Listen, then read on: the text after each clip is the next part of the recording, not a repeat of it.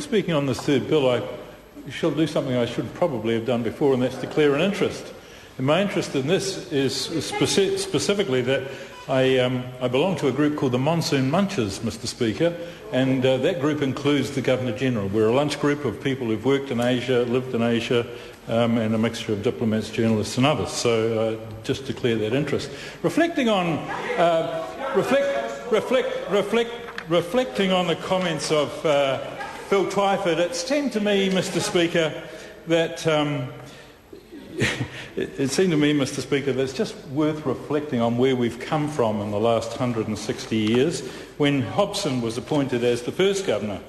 And it's worth just thinking about how the role has really changed from a situation when we were in then, Mr. Locke, a dependent colony, to the situation that we're in now, an independent nation and able to make our own decisions. And it's worth thinking about, in the beginning, the Governor-General were appointed on the advice of the British government, not only to undertake the duties of sovereign, but also to represent the interests of empire here in New Zealand.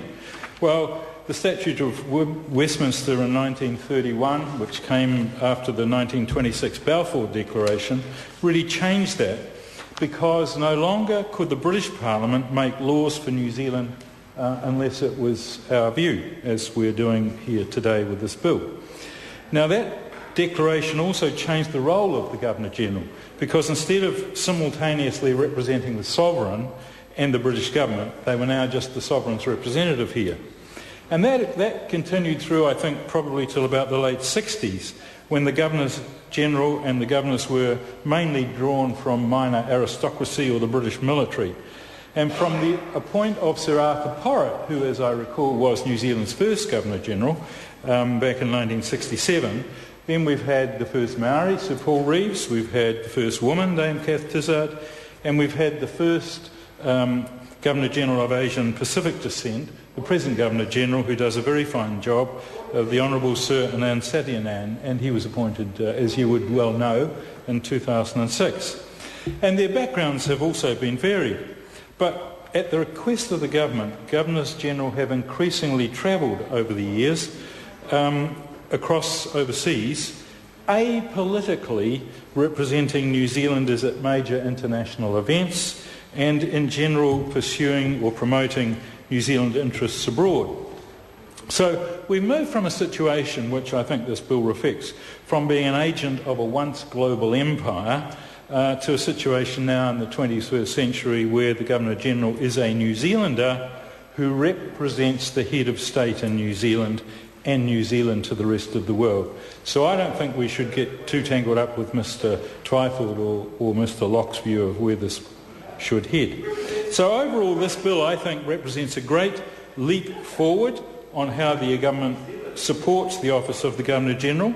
Apart from one or two exceptions in the new legislation, it will not apply to Sir Anand Satyanan, but it will apply when the next Governor-General is appointed. Mr. Speaker, the bill creates a new funding structure for the office of the Governor-General, and currently the Governor-General's personal allowance pays for a variety of official functions that would be better paid for by a separate program and appropriation. International travel, which the Governor-General undertakes at the government's request, is provided for in the new travel appropriation, and domestic travel will form part of the programme's appropriation. The present exemption for the Governor-General's salary from income tax will be removed by this bill, and there will be no longer justification for this exemption, and successive Governors-Generals have requested that this be discontinued.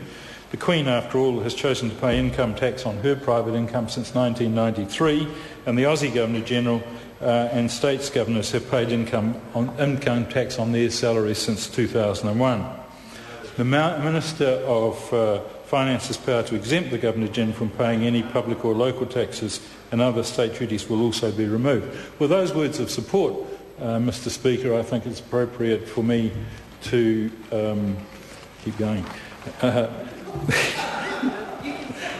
So, thank you. With those few words, I support the bill.